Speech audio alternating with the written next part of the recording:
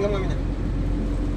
Bakit na wawalan ng preno ang mga truck dito sa mga palusong gaya nito? Oh, nandito tayo sa bundok. Kasi umiinit yung brake drum natin sa sobrang gamit ng preno. Lalo na pag hindi natin ginagamit itong engine exhaust brake. Ito oh. Ayan oh. Dapat gamitin natin yan. Ito, nandito yung switch niya. Kung giga, nandito ang switch niya.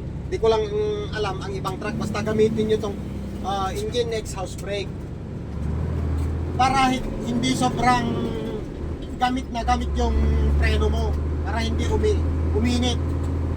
Kasi pag sobrang init na yung lining at brake drum mo, sa mga fluid type, doon nagkakaroon ng tagas yung wheel cap o rubber cap. Nauubusan ka ng brake fluid. Kaya kan mawawalan ng preno.